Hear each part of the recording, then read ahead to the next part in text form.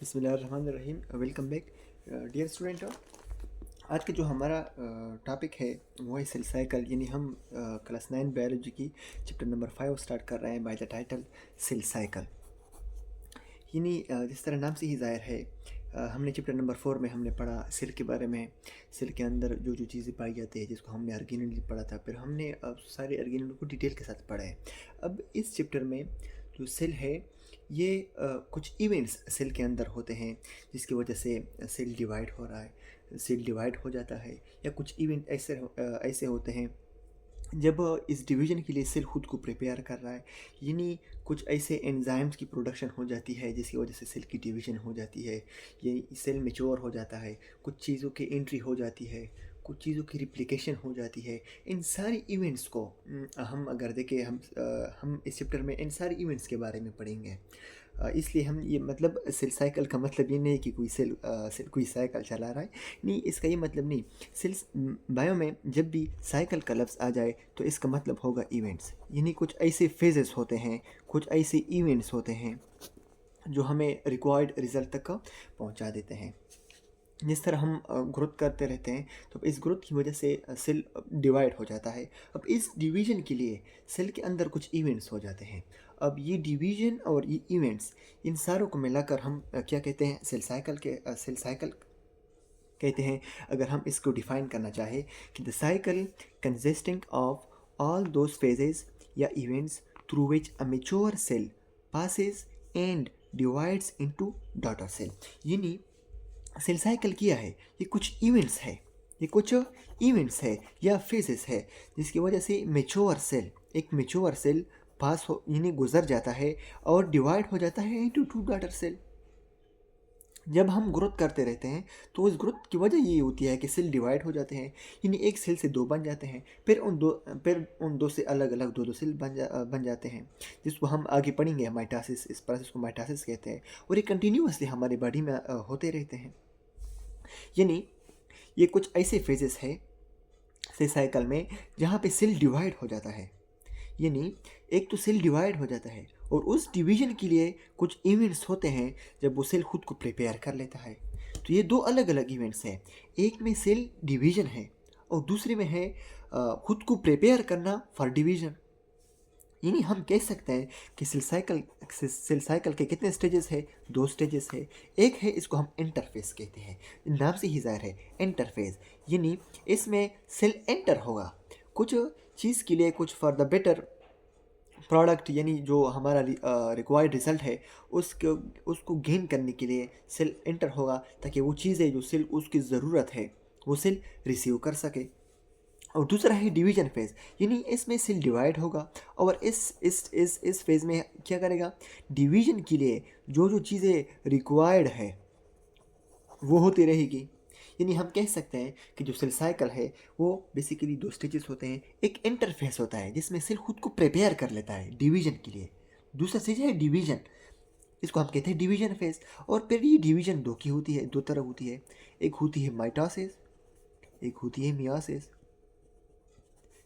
ये हम पढ़ेंगे इंशाल्लाह डिवीजन फेज में कि माइटोसिस क्या है, मियोसिस क्या है। जो सबसे पहला स्टेज है इंटरफेस, आज हम जो हमारा टॉपिक है वो ये है कि आज हम इंटरफेस के बारे में पढ़ें कि इंटरफेस है क्या। यानी इंटरफेस जो है, it is the phase period during which a cell get prepare for division. जिस तरह हमने यहाँ बोला इंट्रोडक्शन में कि ये सेल डिवाइड होता है और इस डिवीजन के लिए सेल खुद को प्रिपेयर कर लेता है। जो प्रिपेरेटरी फेज है, यानी इंटरफेस को आप कह सकते हो कि it is a preparatory phase for division. आप इस तरह कह सकते हो कि interface is the preparatory phase for division, यानी ये सेल खुद को प्रिपेयर कर लेता है। द फेज या the period during which a cell get prepare for division, यानी ये प्रिपेरेटरी फेज है। दूसरा पॉइंट क्या है कि it is the longest part of cell cycle, यानी ये मेयासिस माइटोसिस, यानी जो सेल डिवीजन का जो स्टेज है उससे लंबा है, यानी बड़ा है, ये प्रोसेस ज़्यादा है उससे। और इस इंटरफेस में क्या होता है, सेल ग्रो कर लेता है। सबसे पहली बात, इन इंटरफेस में हमारे साथ क्या होता है, सेल ग्रो कर लेता है, यानी सेल की ग्रोथ हो जाती है। सेल रिप्लिकेशन कर लेता है, यानी कुछ मटेरियल की सेल खुद को रिप्लिकेट कर लेता है, उसके बाद सेल डिवीजन फेज की तरफ जा रहता है। यानी रिप्लिकेशन इसमें हो जाती है, इट्स डीएनए, यानी डीएनए की रिप्लिकेशन हो जाती है। और इसके साथ साथ जो ऑर्गेनेल है उसकी फॉर्मेशन भी होती रहती है। यानी इस इंटरफेज में हमारे पास बेसिकली हमारे पास हम 3 मेन स्टेजेस होती है, मेन फेजेस होती है। इस एक है हमारे पास सेल ग्रो, यानी सेल ग्रोथ करेगा। And replication of DNA, cell खुद को रिप्लिकेट करेगा। क्यों करेगा? क्योंकि जब भी रिप्लिकेशन होती है, जब भी सेल डिवीजन होती है, तो उसके लिए रिप्लिकेशन होना ज़रूरी है। यानी आप डीएनए को 2 में डिवाइड करोगे, फिर जाकर सेल डिवाइड होगा। जब आप डीएनए को डिवाइड नहीं करोगे तो सेल कभी भी डिवाइड नहीं होगा। और जो तीसरी बात है वो है ऑर्गेनेल फॉर्मेशन। तो फिर इंटरफेज में भी कुछ स्टेजेस है, यानी कुछ इवेंट्स होते हैं, जो सब इवेंट्स होते हैं। वो है, इसको हम कहते हैं G1 फेज़, एक को हम कहते हैं S फेज़, और जो तीसरा है हमारे पास वो है G2 फेज़। ये G स्टैंड्स फॉर ग्रोथ, यानी ग्रोथ 1 फेज़, यानी इसमें ग्रोथ होगा, लेकिन ये पहला स्टेज है। S फेज़, यानी S स्टैंड फॉर सिंथेसिस, यानी इसमें कुछ चीज़ की सिंथेसिस होगी। और G2 फेज़, यानी ये स्टैंड फॉर ग्रोथ, जो चीज़ें रिक्वायर्ड है जो सेल डिवीजन के लिए, अब जो अभी तक नहीं हुई है, यानी G1 में और सिंथेसिस में नहीं हुई होती है, तो वो क्या होते हैं, वो G2 फेज़ में कंप्लीट हो जाती है। अब अगर हम सेल की बात करें, ये हमारे पास सेल है और ये इसका न्यूक्लियस है। ये न्यूक्लियस, ये सेल जब भी डिवाइड होगा तो इसके लिए ज़रूरी है कि उसकी डीएनए की रिप्लिकेशन होती है। हमें पता है कि हमारे पास डीएनए कहाँ होती है, न्यूक्लियस के अंदर होती है। यहाँ इसकी रिप्लिकेशन स्टार्ट हुई डीएनए की। अब ये जो डीएनए की रिप्लिकेशन है, ये डायरेक्टली नहीं होती। इस डीएनए रिप्लिकेशन के लिए सेल खुद को प्रिपेयर कर लेता है, यानी इस डीएनए के लिए सेल खुद को प्रिपेयर कर लेता है। सेल में कुछ केमिकल चेंजेस भी होती है, और इसलिए हम कहते हैं कि it is pre synthetic phase, और हम कहते हैं कि it is a G1 phase. यानी G1 फेज क्या है? G1 फेज में वो सारी चीज़ें होगी जो डीएनए सिंथेसिस के लिए ज़रूरी है। यहाँ पे एंजाइम की प्रोडक्शन भी होगी, यहाँ पे उस एंजाइम की प्रोडक्शन की फॉर्मेशन होगी जो डीएनए रिप्लिकेशन के लिए ज़रूरी है। यहाँ पे उन प्रोटीन की फॉर्मेशन होगी जो डीएनए रिप्लिकेशन के लिए ज़रूरी है। और इसके साथ साथ सेल की जो ग्रोथ है, सेल की ग्रोथ हो जाएगी। सेल ग्रोथ कर लेगा ताकि वो सेल इजीली डिवाइड हो जाए। इसलिए जो हमारे पास डीएनए की रिप्लिकेशन है, और इस रिप्लिकेटिंग फेज में यानी हमारे पास क्या होती है, डीएनए एक्स्ट्रा डीएनए आ जाते हैं ना, यानी रिप्लिकेटेड फॉर्म ऑफ डीएनए आ जाती है। इसलिए हम कहते हैं कि सिंथेटिक यानी कुछ सिंथेसिस हुआ, कुछ चीज़ तैयार हुआ। क्या तैयार हुआ? डीएनए तैयार हुआ, जो हमारे लिए रिक्वायर्ड है। हम डीएनए को डिवाइड करने जा रहे हैं, तभी जाकर सेल डिवाइड होगा। जब अपने डीएनए को रिप्लिकेशन न की हो तो सेल कभी भी डिवाइड नहीं होगा। और इस सिंथेटिक फेज से जो पहले वाला स्टेप है, जिसमें इस सिंथेसिस के लिए सेल खुद को प्रिपेयर कर लेगा, उसको हम कहते हैं G1 फेज या प्री सिंथेटिक फेज। अब जो चीज़ें हमारे पास प्री सिंथेटिक फेज यानी ग्रोथ फेज 1 हुआ, उसके बाद सिंथेटिक फेज यानी डीएनए रिप्लिकेशन भी हुई। अब जो चीज़ें अभी तक नहीं बनी है, किस चीज़ के लिए नहीं बनी? हमारे पास नहीं बनी है ताकि वो सेल डिवाइड हो जाए, जो सेल डिवीजन के लिए ज़रूरी है, उसको हम कहेंगे पोस्ट सिंथेटिक फेज, या हम इसको कहते हैं G2 फेज। अब प्री का मतलब है पहले, ये सिंथेटिक फेज है, इसमें सिंथेसिस हुआ। किस चीज़ का सिंथेसिस हुआ? डीएनए का। अब जो डीएनए सिंथेसिस से पहले वाला जो स्टेप है, यानी प्री सिंथेसिस फेज, वो G1 फेज है। और डीएनए सिंथेसिस के बाद वाला जो स्टेप है उसको हम कहते हैं पोस्ट। पोस्ट कहते हैं बाद में आने वाला, यानी पोस्ट सिंथेटिक, यानी सिंथेसिस फेज से बाद में जो स्टेप आता है उसको हम कहते हैं पोस्ट सिंथेटिक, ये हम कहते हैं ग्रोथ फेज 2। अब ये सारे जो स्टेप्स है ये सारे हमारे पास हम एंटर फेज में आते हैं। एंटर फेज में हमारे पास कितने स्टेप्स आते हैं, कितने इवेंट्स आते हैं। एक तो सिंथेटिक फेज है, यानी इसमें सिंथेसिस ऑफ डीएनए होगा, और इस सिंथेसिस ऑफ डीएनए से पहले वाला जो स्टेप है उसको हम कहते हैं ग्रोथ फेज 1, यानी प्री सिंथेटिक फेज। अब इस सिंथेटिक फेज में जो बाद में आने वाला फेज है उसको हम कहेंगे पोस्ट सिंथेटिक फेज, यानी G2 फेज। इसलिए हम कहते हैं कि G1 फेज में हमारे पास, इसको हम क्या कहते हैं, प्री सिंथेटिक फेज कहते हैं। इसमें क्या करता है, इसमें सेल ग्रोथ कर लेता है, इसमें कुछ केमिकल चेंजेस हो जाती है, और वो चेंजेस किसके लिए ज़रूरी होती है, डीएनए रेप्लिकेशन के लिए ज़रूरी होती है। यानी G1 फेज में ये 3 इवेंट्स होती है। एक तो इसको हम एक तो इसका दूसरा नाम है प्री सिंथेटिक फेज, यानी प्री सिंथेसिस, यानी इस सिंथेसिस फेज से जो पहले आता है उसको हम कहते हैं प्री, यानी प्री के मानी पहले। प्री सिंथेसिस फेज यानी G1 phase is a pre synthetic phase, यानी सिंथेसिस यानी डीएनए रेप्लिकेशन से पहले वाला जो स्टेप है। इसमें क्या होगा, सेल ग्रोथ होगा, सेल इंक्रीज इन साइज होगा। जब सेल इंक्रीज इन साइज होगा तो लाजमी बात है इसका साइटोप्लाज्म क्या हो जाएगा, बड़ा हो जाएगा। इसका न्यूक्लियस क्या हो जाएगा, बड़ा हो जाएगा। इसके अंदर क्या हो जाएंगे, अर्गेनिली, इसके अंदर क्या हो जाएगी, अर्गेनिली फॉर्मेशन हो जाएगी, जो ज़रूरी है एक सेल के लिए, एक सेल डिवीजन के लिए ज़रूरी है। और इसमें कुछ केमिकल चेंजेस, यानी कुछ एंजाइम्स बनेंगे, कुछ प्रोटीन्स बनेंगे, जो ज़रूरी है, जो ज़रूरी है किसके लिए ज़रूरी है, सिंथेसिस के लिए। किस चीज़ की सिंथेसिस के लिए, डीएनए के लिए। यानी यहाँ पे हम डीएनए की रिप्लिकेशन कर रहे हैं, यानी डीएनए को हम 2 में डिवाइड कर रहे हैं ताकि हमारे पास इजीली डिवीजन हो जाए, यानी एक सेल हम दो में डिवाइड कर सके। इसलिए हम यहाँ पे क्या करते हैं, डीएनए की रिप्लिकेशन कर लेते हैं। उसके बाद आ जाता है इस फेज, यानी सिंथेसिस फेज। अब इस फेज में क्या होता है, डीएनए रिप्लिकेशन होती है, डीएनए डिवाइड हो जाता है 2 में। अब जब आपने डीएनए को डिवाइड किया, फिर एक स्टेप आ जाता है इसी इंटरफेस में, जो चीज़ें रिक्वायर्ड होती है सेल डिवीजन के लिए, और वो अभी तक नहीं बनी है, वो अभी तक नहीं बनी है, सेल ने अभी तक नहीं बनाई है। तो वो उसमें, यानी उसको हम कहते हैं पोस्ट सिंथेटिक फेज, यानी सिंथेसिस के बाद में जो आता है उस स्टेप पोस्ट सिंथेटिक फेज होता है, और उसको हम कहते हैं G2 फेज। यानी इसमें वो सारी चीज़ें बनेंगे, वो सारी प्रोटीन बनेंगे, वो सारे एंजाइम बनेंगे जो ज़रूरी है एक सेल की डिवीजन के लिए। हमने सेल साइकिल में पढ़ा था कि एक स्टेप ऐसा होता है जो सेल खुद को प्रिपेयर कर लेता है। अब सेल खुद को प्रिपेयर कर रहा है, किसके लिए प्रिपेयर कर रहा है, सेल डिवीजन के लिए प्रिपेयर कर रहा है। यानी अब इसके बाद हमारे पास क्या होगा, सेल डिवाइड होगा। अब जब सेल डिवाइड होगा, आपने डीएनए की रिप्लिकेशन भी की, अब सेल जा रहा है, यानी सेल फुली मैच्योर हो गया है और वो अपने डॉटर सेल में डिवाइड होगा। तो इसके लिए जो चीज़ें अभी तक नहीं बनी हैं तो वो इस पोस्ट सिंथेटिक फेज में बनेंगी।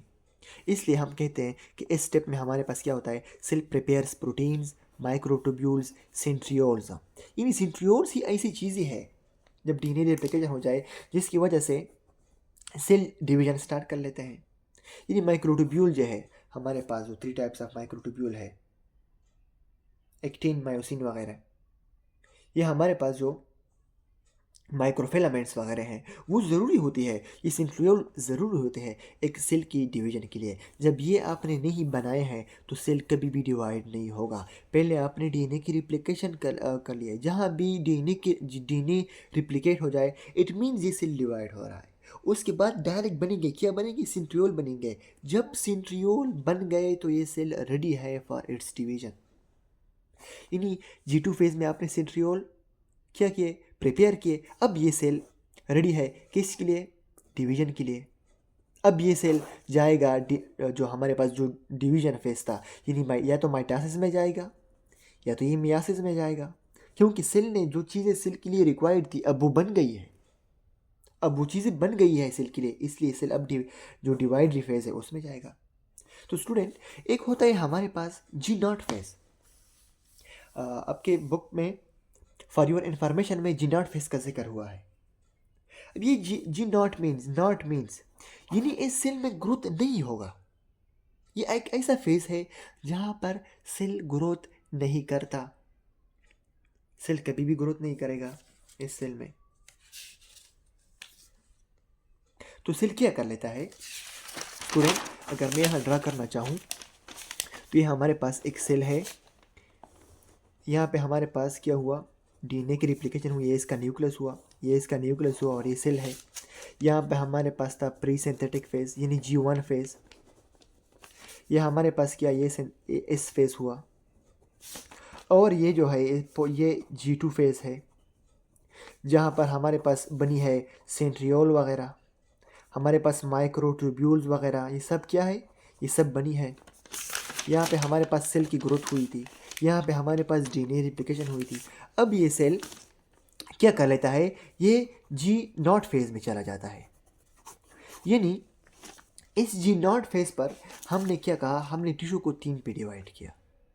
हम कहते हैं कि कुछ सेल ऐसे होते हैं जो डायरेक्ट फिर आ जाते हैं इसके लिए, यानी फिर आ जाते हैं प्रीसिंथेटिक फेज में, ताकि वो यानी कुछ ये सेल डायरेक्ट चले जाते हैं डिवीजन के लिए यानी माइटोसिस में, और फिर आ जाते हैं खुद को प्रिपेयर कर लेते हैं ताकि वो फिर डिवाइड हो जाए। अब कुछ ऐसे टिश्यू होते हैं जिसमें रेगुलरली क्या होता है, ये डिवीजन होती रहती है। और उस टिश्यू को हमने कहा कि इस टिश्यू को हम क्या कहते हैं, लेबाइल टिश्यू।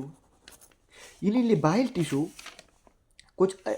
टिश्यू ऐसी टिश्यू है जिसमें परमानेंट डिवीजन होती है, जिसमें परमानेंट डीएनए वगैरह सिंथेसिस की होती है, इंटरफेस होती है, माइटोसिस होती है। जिस टिश्यू में परमानेंट होती है ये माइटोसिस वगैरह, उसको हम कहते हैं लेबाइल टिश्यू।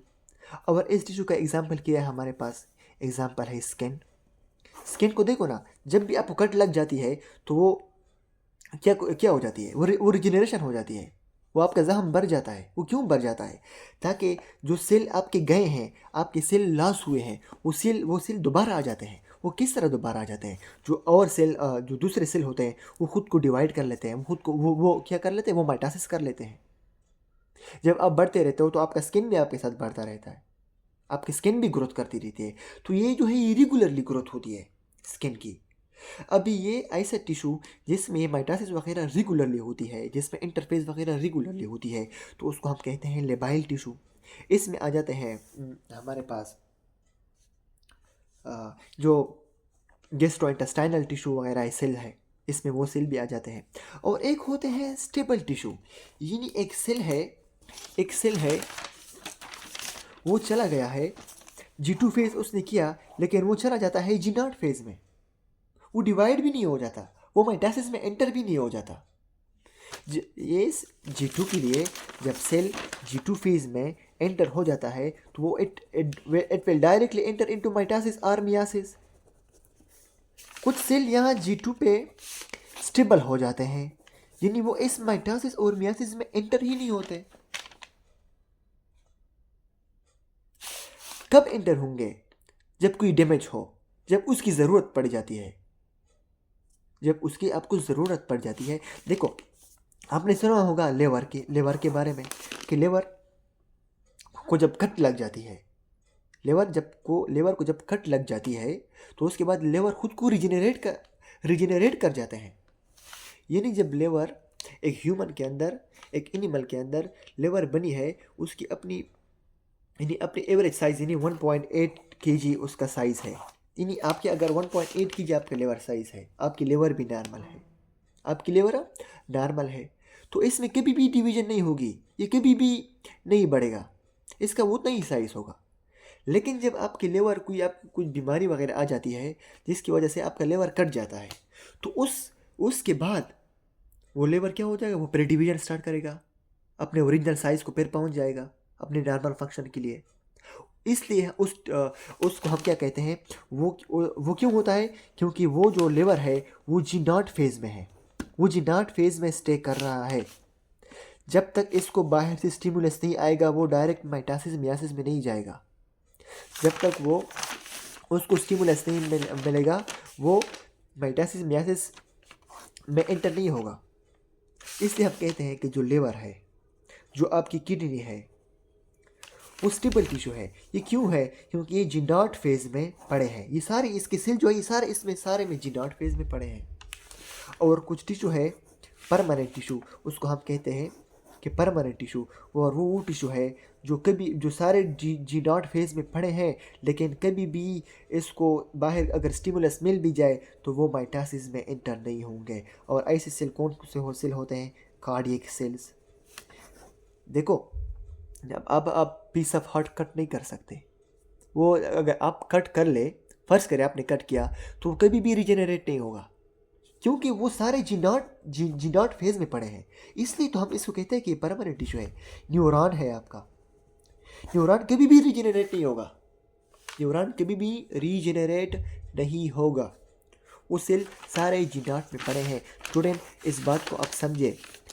हमने इंटरफेस के बारे में पढ़ा कि इंटरफेस में हम क्या करते हैं। एक तो होता है G1 फेज, यानी इसमें सेल ग्रोथ कर लेता है, केमिकल चेंजेस आ जाती है जिसकी वजह से सेल एंटर हो जाता है इस फेज़ में, यानी सिंथेसिस फेज़ में। उसके बाद हमारे पास पोस्ट सिंथेटिक फेज़ यानी G2 फेज़ आ जाता है। G2 फेज़ के बाद हमारे पास G0 फेज़ आ जाता है। ये एक ऐसा फेज़ है जिसमें सेल कुछ भी नहीं करता, बस सेल पड़े रहते हैं, ना ग्रोथ करते हैं ना कोई और सब्सटेंस कर लेते हैं। यानी G2 फेज़ में कुछ सेल ऐसे होते हैं जो डायरेक्ट माइटासिस की तरफ जाते हैं। यानी ये सारे तो इंटरफेस के स्टेजेस हैं। अब ये पर ही डिवीजन फेस है जिसमें हमारे पास माइटासिस या मियासिस की तरफ आ जाते हैं। जो सेल डायरेक्टली G2 से माइटासिस या मियासिस की तरफ आते हैं उसको हम कहते हैं लेबाइल टिश्यू। लेबाइल टिश्यू जिसमें परमानेंटली माइटासिस और मियासिस होती है। G1 फेस हुआ, इस फेस हुआ, G2 फेस हुआ, डायरेक्ट माइटासिस मियासिस। यानी कुछ सेल ऐसे होते हैं जो G2 के बाद G0 फेज में आ जाते हैं और G0 फेज में पड़े रहते हैं। जब कोई डैमेज आ जाए तो वो फिर एंटर हो जाते हैं माइटासिस मियासिस में। और इस टिश्यू को हम कहते हैं स्टेबल टिश्यू। यानी ये जो टिश्यू है ये स्टेबल है। इसमें हमारे पास आ जाता है किडनी, लेवर, नेफ्रॉन वगैरह। नेफ्रॉन की जो किडनी के जो सेल है, लेवर के जो सेल है, नेफ्रॉन के सेल है। यानी अब कोई आपके लेवर को कट लग गई तो उसके बाद लेवर खुद को रिजेनरेट कर लेता है। ऐसा नहीं है कि बस वो कट लगी रहेगी क्या आपके मरने तक, नहीं, लेवर खुद को रिजेनरेट कर लेता है। यानी ये सेल G2 फेज में मेटासिस की तरफ नहीं जाते, वो उसके सेल जो है स्टेबल टिश्यू के सेल है वो G0 फेज में पड़े हैं। यानी वो कुछ भी नहीं करते, बस पड़े रहे हैं, पड़े होते हैं। जब कोई कट लग जाएगा तो वो माइटासिस की तरफ जाएगा और माइटासिस की वजह से सेल डिवीजन करेगा और सेल ग्रोथ कर लेगा, अपनी जो ओरिजिनल साइज है वहाँ तक पहुँच जाएगा। वो जो उसको वाउंड लगे है, उसको जो हील लगे है, वो क्या हो जाएगा, वो भर जाएगा। उसको जो जख्म लगा है वो भर जाएगा। और कुछ ऐसे टिश्यू होते हैं जो G0 फेस में अगर स्टिमुलस मिल भी जाए, आपको जख्म या कट लग भी जाए, तो वो कभी भी माइटासिस में नहीं एंटर होते, और वो कौन से टिश्यू है उसको हम कहते हैं परमानेंट टिश्यू। और उसमें आ जाते हैं हमारे पास कार्डियक सेल्स। तो हमारे पास स्केलेटल मसल्स है। आपका मसल लॉस हो जाए तो वो मसल आपका पैर नहीं भरेगा, जाम भर सकता है लेकिन वो आपका मसल लॉस हो जाएगा। आपका जो न्यूरॉन है, जो नर्वस सिस्टम की जो सेल्स है, स्ट्रक्चरल एंड फंक्शनल यूनिट है, तो वो परमानेंट टिश्यू में आ जाते हैं। स्टूडेंट, कहने का मतलब ये है कि हमारे पास इंटरफेस और माइटासिस ये इंटरकनेक्टेड है। जब भी इंटरफेस हुआ तो डायरेक्ट सेल कहाँ जाएगा? जब सेल ने खुद को प्रिपेयर किया तो डायरेक्ट चला जाएगा, कहाँ चला जाएगा? जो मेटासिस या मियासिस की तरफ। यानी कुछ सेल, इस सेल को जब G2 फेज के बाद डायरेक्ट अगर हम कहें कि जो G2 फेज से डायरेक्ट एंटर हो जाए माइटासिस में या मियासिस में, उस टिश्यू को हम कहते हैं लेबाइल टिश्यू। लेबाइल टिश्यू, और इसका एग्जांपल है स्किन। और जो कुछ सेल होते हैं जो G2 फेज के बाद G0 फेज में चले जाते हैं। यानी G0, GO का मतलब है, ये गो नहीं है, ये GO इस्तेमाल करते हैं ताकि जानने में आसानी हो। तो ये G0 है, ये G0 फेज, यानी यहाँ पे ग्रोथ वगैरह नहीं होगी, कुछ भी नहीं होगा। और उसके बाद अगर ज़रूरत पड़े तो वो माइटासिस में पैर जाएंगे। उस टिश्यू को हम कहते हैं जो टिश्यू G0 के बाद G2 के बाद G0 में चले जाते हैं। और फिर अगर ज़रूरत हो तो फिर माइटोसिस में चले जाएंगे। अगर ज़रूरत ना हो तो ये क़यामत तक ये जी नॉट फेज़ में रहेंगे, यानी आपके मरने तक ही जी नॉट पे होंगे। और इसमें हमारे पास आ जाता है लिवर, किडनी, और किडनी का जो सेल है नेफ्रॉन, ये जी नॉट फेज़ में पड़े रहते हैं। और कुछ सेल जी नॉट फेज़ से जी टू फेज़ से जी नॉट फेज़ में चले जाते हैं, और वो कभी भी माइटोसिस या मियासिस में एंटर नहीं होंगे। और वो सेल जो है वो है हमारे पास कार्डियक सेल्स, स्केलेटल सेल्स, और आपका जो न्यूरोनल सेल्स है, जो नर्वस सिस्टम की जो सेल है। अब इसका इंपॉर्टेंस क्या है इस इंटरफेस का?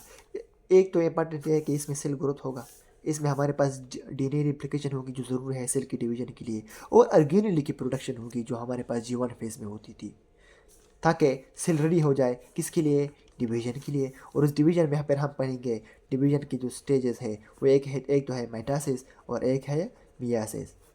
और इस पर हम इंशाल्लाह अलग अलग वीडियो बनाएंगे। Thank you very much, have a nice time.